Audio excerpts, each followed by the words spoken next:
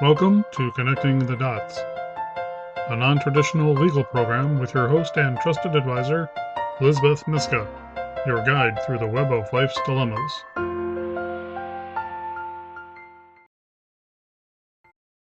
Welcome to another edition of Connecting the Dots. I'm your host, Liz Myska.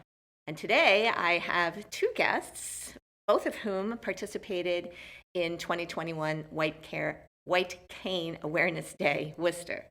Welcome, Kim and Sara. Thank you so much, Liz. It's lovely to be here. I'm going to start with you, Sara. Tell us about yourself. Sure. So, hello, my name is Sara Wang. I was born in Beijing, China, and I grew up in Newton, Massachusetts because we moved to the States when my family, and when I was young, I moved with my family.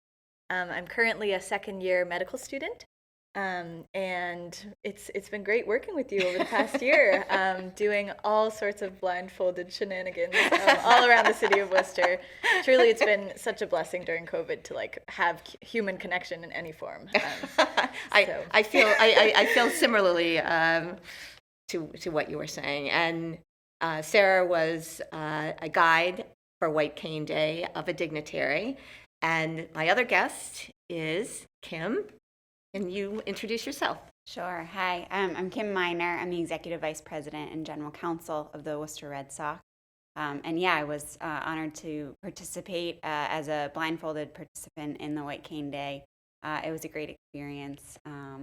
Came away with a lot of things learned, a lot of topics I want to explore further, so it'll be fun to talk about it. Awesome. Yeah. So you say you were honored. Were you terrified? I was. It sounded, when we did the debrief after, it sounded like some of the other participants were more terrified than I was. I think I had a lot of faith in Patty, my guide, and I also knew that if she got me in trouble or I was hurt, that she'd be in just as much trouble. And so I felt pretty good because of that. I felt good relying on that. I knew that she wouldn't steer me into any trouble. So I felt safe in that way, even though it was overwhelming at times. But at the beginning, I don't know about terrified. I was just unsure. I had no idea what to expect. Right. I had no concept. So it was more just not knowing. And as a type A person and a lawyer, not knowing is not something exactly. I can relate. Yeah. Just on that theme, because I guess I could call it could be called diabolical because I've thought about this a lot, like putting people in situations where they're they don't know, and what do they reach out to, and having that trusted person, and Kim, you and I as lawyers, you want to develop that trust relationship. You don't want to scare people out of their wits, but you want to develop that trust relationship. And I think for Sara, Sara, why don't you tell the story how you came to how you were blindfolded and how you became a guide and all of that. Sure, yeah. I still remember it like it was yesterday. It was the summer. I was at Tower Hill Botanical Gardens. It was beautiful. And I remember, it was my first time in a new place, wandering around the parking lot, trying to figure out who to look for, and then I see a bunch of white canes, and I'm like, maybe that's it. That's them. And I had no idea I was going to be blindfolded, actually. Oh. I was there to learn how to guide. And so when the blindfolds came out, it was a surprise, and it was just gorgeous, though, being surrounded by nature and having Colleen as a guide who's I don't know, mastered botanist of some sort. Horticulturalist. Yes. So she could name all the flowers, and we smelled a bunch of things, and just feeling the little changes in grade. It was scary, but also like a whole new way of seeing the world, but also terrifying. And I had no idea what I was going into. But the point is, you came back, and you keep on coming back. Okay. and I guess for you, Kim, when I think about for the White Cane Day in particular, whom do I want to touch? Whom do I want to have experience this and invite them into a world that is not obvious. It really is. It really is there, but you don't see it unless it's introduced to you. Right. So, and with Polar Park being it's the inaugural season for the Woo Sox here in Worcester, I thought you as part of the Woo Sox organization, you're going to want patrons who are differently abled and want to come to your establishment.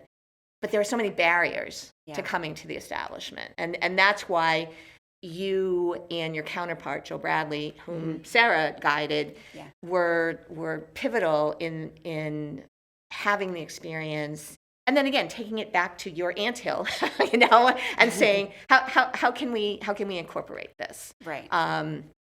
So again, I'm probably leaping ahead of the story, but you also mentioned your mascara. Don't wear mascara when you have the mask. I mean, when you have the blindfold on. So. Oh yeah. Well, you were asking everyone what they learned, and everyone said what I was already going to say, and I had taken the mask off, and I couldn't really see, but I just wiped my finger, and I was like, oh no, this is not good. And we were in front of all of you people, and I had been blindfolded, so I had no idea how big the crowd was, but it just felt a little embarrassing. But as we were talking about before we started shooting, there's a luxury in not being able to see, because it doesn't matter as much. I won't say it doesn't matter how you look, but it doesn't matter as much, and you're not fussing, and you're not you're not twisting inside about I need to lose a few pounds. I need to this strap broke or whatever, because you think people are going to focus on that. And because you've drawn their attention to it, they probably will focus on that. Right. Yeah. So probably no one would have noticed my mascara if I hadn't pointed it out. But yeah, you're right. And I suppose that if you're visually impaired as well, you're not judging people based on their appearance as much as other people who are not visually impaired might be. Well, and so you just think everyone thinks the same way, and exactly, and maybe they don't. Well, and again, having been sighted and now not, I mean, because I can relate to, if I had a run in my tights or something, I would be mortified. I'd be thinking, how am I going to, I can't appear this way in public. Yeah. But now it's like, oh well. In the scheme of things, like, oh well. Yeah. So again, getting into a different mindset, I guess, and becoming more mindful is really, really important. Sara, you had mentioned about the bathroom, and again, we always end up in the bathroom no matter what. And VIPs, visually impaired people, always want to know where are the bathrooms, because when we go to a place and it's unfamiliar, it becomes awkward asking somebody to take you to the bathroom, because you're like, I know how to do it, but I don't know the layout. Right. And the bathroom itself has the same equipment in it, but it's all placed differently. Yeah. Mm-hmm. And that's why it becomes really tricky, when we VIPs, and again, I'm generalizing, are invited someplace, we always want to know, is our guide going to point that out? That's number one. Where is it? Where is it in relation to me? Yeah. And thinking in terms of the ballpark, that was when I had my first tour of the ballpark. It's like, where are the bathrooms? Where are they in relation to where I feel more comfortable sitting? Yeah. I prefer a family bathroom because I have the privacy, to the large, large conglomeration. And actually we had a VIP, a visually impaired person, female, go into the female bathroom. This was the day of the tour back in July. Mm-hmm. And her husband, who was sighted, was waiting for her on a bench on the opposite end. The two never met because she came out of the ladies' bathroom and sat down. He was on the other end of the male bathroom, so we had to reunite them. But again, things that you wouldn't think about. Right. So, Sarah, do you want to just? Yeah, something else I noticed totally for the bathrooms. I think I was noticing, I when I was blindfolded, I went to the restroom as well. And, where's the soap? Is this faucet automatic? Where's the door? Which way does it open? How do I flush? Exactly. Yeah, so many little and huge considerations when you're blindfolded. But also I noticed when we were walking at Elm Park recently, your ability, VIP's ability to stand is incredible. All the sighted people were like wiggling, we were cold, we were looking around for benches, and like VIPs, they got their cane, they're hanging out. Yeah, right. I go over, I'm like, Summer, there's a bench, do you want to sit? He's like, no, I'm okay. We're all like exhausted. So I think it's just a different way of navigating the world, which comes with a lot of apparently muscular benefits. Oh my gosh. Yeah, Kim, did you feel exhausted for the hour? Yeah. I think somebody said 2 hours, but it was actually an hour that you were walking around, an additional hour being seated and under blindfold. Were you? Yeah, I think a little bit physically fatigued. And I would definitely fall into the anti, want to sit, want to move around type category. So that piece of things, but more mentally fatigued at the end of it, I think, more than anything, because number one, it was a new experience, all sorts of unfamiliar things. When we did the tour, this was, right now there's tons of construction going on Madison Street across from Polar Park. So there was a lot of noise. There was a lot of car activity. So there were a lot of senses coming in that I was trying to process, not being able to rely on my eyes to help me do that. So that was overwhelming. And then something that I know a number of us noted was just the constant vigilance you need to have when you're walking around, especially in a place with that much activity and you don't have sight, paying attention to all your other senses, paying attention to maybe the littlest things that I'm sure on a normal day as a person with sight I don't even notice. And so just the constant vigilance at the end, I was wiped. I was just, I can't focus like that all the time. And I guess I don't. And so that, was a learning thing for me too, was to realize how much attention that takes. I'm sure you get used to it in some ways, but still it was draining in a way. And I did not expect that piece of things at all. Yeah. I'm curious, Kim, since you work at the WCCA Stadium, right? Did you know where you were in relation to everything else? Because you knew it well. Right. I think I did. I knew where we were. Patty would ask me sometime, my guide would ask me, did I have a sense as to where we were? And most of the time I was right. When we got up to the intersection after we had gone underneath the railroad trestle, there's the other intersection over there, which is like a 5 or 6 way intersection, and some of the crosses don't have lights or buttons. And that once we got there, I didn't know where I was anymore because I felt like I had been turned around. Yeah. But in front of Madison Street and even going to Kelly Square, I knew where I was for the most part. Which helped too. I mean, I can't imagine the added level of stress if I had been in a neighborhood that I didn't know as well. I mean, I walk these streets all the time, go get lunch, whatever. So I did have that advantage, and I still felt so fatigued after. Yeah. So you were in different groups too. I think you were. So, We yeah. were, yeah. Yeah. So Sarah, you guided Joe Bradley, who was also with the WCCA. Did you notice anything that he was oriented to? Oh, this is this, or this is that, or was he? I mean, oftentimes people are Klingons, and that's okay. It's okay to be a Klingon because that's why you're with a seasoned guide. Right. I definitely wouldn't put anybody with somebody who's never guided before. And also the guides are giving information as well. They're giving the invitee landmarks, or listen for this, or you feel this, or anything that stood out, Sarah, for the person. Yeah I think Largely, I mean, I think there were spots where he really did get disoriented, even though it was like right across the street. Like I was like, we're crossing under the tunnel, and he was like, "What tunnel? what tunnel?" And it is right there. The tunnel's right there. But I think if you're driving in, I know he commutes from Boston actually every day, right? Which is far, and if you're driving in, you might not even notice. Like you're on autopilot. Right, Yeah, you're just going about your day, and so I think it maybe was a good opportunity to kind of point things out and get to know the immediate area a little bit. I know it was very interesting how he went about it.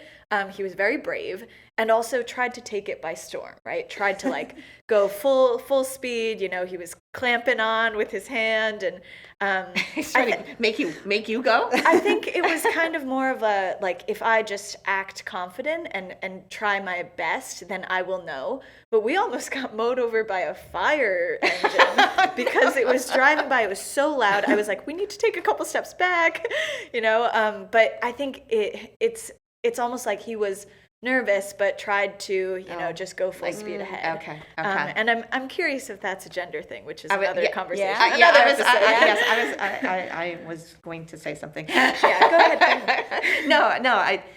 Well, because there were 8 of you, Yeah. and you were divvied up into 2 groups. Yep. With Daryl, the anchor of one group, and Colleen, the anchor of the other group.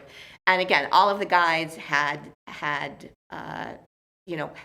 were seasoned. They might not have been, like trained by me or my peeps, but by a visually impaired person themselves. Mm-hmm. So it was and so there was a lot of like Patty Flanagan, who was your guide, Kim. Again, Patty has been with us for umpty million years, and she knows, and again, she's an athlete like you, and so I'm like, okay, this is going to be a good pairing because they're female achievers, and and they're going to spur one another on, type of deal. I didn't, Sarah, I'm apologizing. I really didn't know anything about Joe Bradley, but I figured, okay, I wanted you to be. It was a great match. I think. Okay. We really got to chat and know each other, so it was a good conversation. Okay. Yeah. Well, and again, I want to encourage the conversation between the invitee and the guide as well, because again, all the guides have been blindfolded and have, by and large, worked with visually impaired people. So they've rubbed elbows with us. So it's not like, oh, this is just like a stunt, right? Like a publicity stunt, and like a challenge. Like we're going to throw down the gauntlet and see who can cross Madison Street. I know, really. But also that the landscape. Both of you mentioned the landscape continually changed because I would go with my sighted guides just to like map out the route. And the first time, 2 weeks before the event, on Green Island Parkway, those Jersey barriers had not gone up because both groups were going to cross Madison Street after the plaza in front of Polar Park, and then one was going to go right up to Southbridge Street on Madison, and one was going to go left down to Kelly Square. But then when the Jersey barriers came, it was like, okay, I got to rethink this. Yeah. And so it was, like you said, constantly changing, but the noise factor as well. And that, I'm hearkening back to the very first White Cane Day that we did in 2015. Maddie Castile, who was a physician, who's the director of public health here for the city. The route went down Franklin Street in front of the library, and her guide had been my sighted guide. He was a volunteer for the Mass Association for the Blind. And I remember in the debrief, Maddie said, I could hear all the sounds, but I didn't know what they meant. She said, I could hear the train. I could hear brakes. I could hear construction. She said, I just wanted to hunker down because it was just like overwhelming with all the information, and I just did not, as you said, Kim, I didn't know how to process it. Yeah, you just can't process it all quickly enough, and I don't think that I try to process all of those senses as well as I needed to when I was doing the tour. I don't parse out what all the different sounds are and where they're coming from, what's causing them. Is it something that's getting closer to me? I think because I'm normally relying on my vision so much, I I'm not going through that process. So trying to do that all at once in total blackness was a lot. Yeah. And the sound thing was interesting too, because Patty and I were even talking about how the noise on the crosswalk, there was one over by Southbridge Street that didn't make noise, and so that being a problem, especially in such a busy intersection. Also another one where I thought I heard the crosswalk sound, but it was actually the construction. There was a sound that one of the construction machines was making. Yeah, and so I was like, I was confused by that. So I thought it was interesting, and I'm sure how they pick whatever sounds they use. I'm sure they try to pick ones that are distinguishable, but I did hear something that sounded similar. And even thinking about little things like I drive a hybrid car and my car's really quiet. Yeah. And I have, when I've parked or something, I think I've surprised people a couple of times. Someone's standing there and turns around, oh, your car's here. Yeah. And I had never thought about that, but I actually really relied when we were walking on the sidewalk on hearing the sounds of the cars. So if everyone is driving a hybrid, how does that change things? And do they need to make their own noise so people can hear them? Those are things I'd never thought of. Right. Right. And Sarah, do you have anything to add to that, or? Yeah, I just think even visually, right? When we look at something, we don't take in 100% of what we're seeing. I think it's a filtering process of what's most important. There's some psych study of two people having a conversation, and the person really has to focus. And then a guy in a gorilla suit shows up behind him. Yes. And nobody notices the gorilla. But I think when you're relying on a different sense of hearing, it's very different to try to filter that out, because we never have to really before. Right. Exactly. Yeah. Exactly.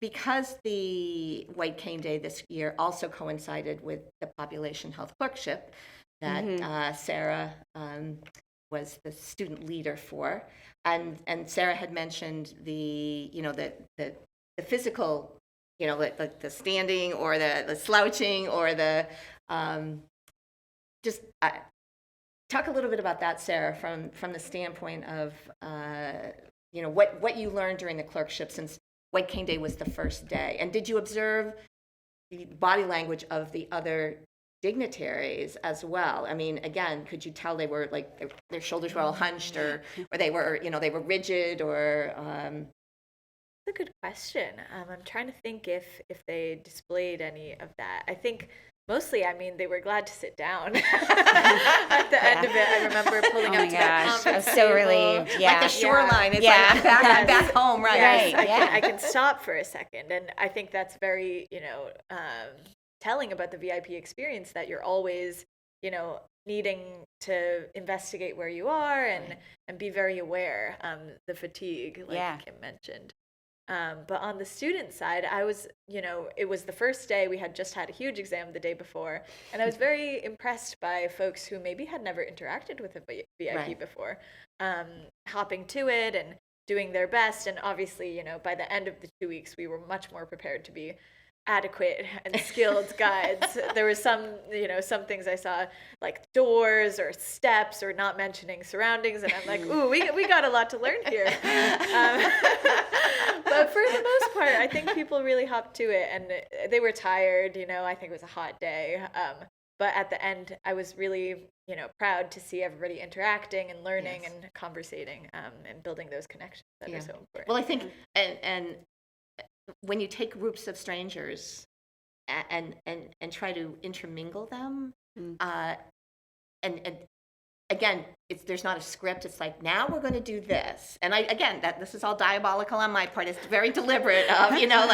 No, I don't want people necessarily to know one another. That's why I was nowhere to be seen, because I thought the people who know me are going to come up and say, Liz, now what do we do? What do we do? I knew the guides knew their stuff, and they were going to show each of the invitees exactly what needed to be shown. And it was interesting because one of the dignitaries asked me, who else is coming? Who else are the dignitaries? And this is beforehand. And I said, I'll tell you, but do you really need to know? Because you're not really going to be mingling with them. You're not really going to be mingling with them. So again, misunderstanding, that's not the correct word. thinking this is going to be our like a typical event, and this is atypical, Right. but it replicates what VIPs feel in a new surrounding, even if people say, oh, well, come on, I'll be there with you, I'll help you. Sometimes we're skeptical of, Yeah. they're really going to help us, or are we really going to be the odd man out? And so in a very delightful and thrilling way, both the dignitaries, there was a bond, and somebody mentioned this in the debrief, that now we're family. Yeah. Yep. And same thing with the population health clerkship, that the students, the 6 students, including Sara, now have a level of not only of knowledge, but of familiarity with people that they wouldn't necessarily have had, but for this experience. So for that, I'm extremely grateful. I'm extremely grateful to both of you for playing the part, but once I have you, I never let you go. So, Kim, how can we personally work together? How can we professionally work together? And then I'm going to say the same thing to Sara, because I've already got her. Yeah. Well, I think continuing what you've already begun with some of my coworkers, Brooke Cooper, who you interviewed here, Karen Centeno, who's working with the city to talk about ways that we can modify the ballpark to make it more welcoming to people with all sorts of different abilities and needs. And so I think those conversations are ongoing and should continue. We love, we always want feedback. The off season is also a really good time to make changes. It is hard to make changes on the fly in season when it's, painting this, moving that, well, in this season we were, still sort of under construction the whole time. So the off season is a great time for us to look at those types of things and see what we can do. And also talk to the city about things like, I know it came up during the tour, the truncated domes were pointed in a misleading direction at one of the corners where it would lead someone into the middle of the intersection instead of across the road. Those types of things, we're happy to be part of those conversations, and that matters to us. I don't like the thought that this crosswalk right in front of our ballpark is potentially dangerous. So I think, those types of conversations and as fellow attorneys, I'm sure we always have lots to talk about. Amen. Yeah. And Sara. Yeah, I'm really, excited and thrilled and feeling so satisfied at the end of this 2 weeks that to see my classmates involved in something that I think is so important. I mean, if we could just get every member of our 160-person class to go to WalkFit a couple of times, I think it would make a huge difference. Definitely an uphill battle with the demands of school and getting the word out, but I would love to see that happen, and I'd love to see WalkFit, continue and have a partnership with the med school and PHC continue to happen. Even yesterday during our presentation, some folks who were not part of the population health clerkship texted me later and were like, wow, this is so exciting. You did a great presentation, and I'm excited to see where this goes. Awesome. So I think that's really promising. Okay. Well, so note to self, Woo Socks, WalkFit, White Cane, all W's, okay? And wow, I know, women of Worcester, we're women of Worcester. So thank you both so much for being my guest today on Connecting the Dots. It's an honor. Yes. Thank you. Yeah. Join me next time for another edition of Connecting the Dots. Please note that the information provided in this show is not a substitute for consulting with an experienced local attorney and receiving counsel based on the facts and circumstances of a particular transaction. To contact Lizbeth, email her at lizbeth@elizabethlmyska.com or call her office at 508-753-7681. We're online at connectingthedots.lawyer. Executive producers, Lizbeth Myska and Jack Peacock. Producers, John Medberry and Bill Hamilton. A production of Elizabeth L. Myska, JD, LLM, in association with Compliments.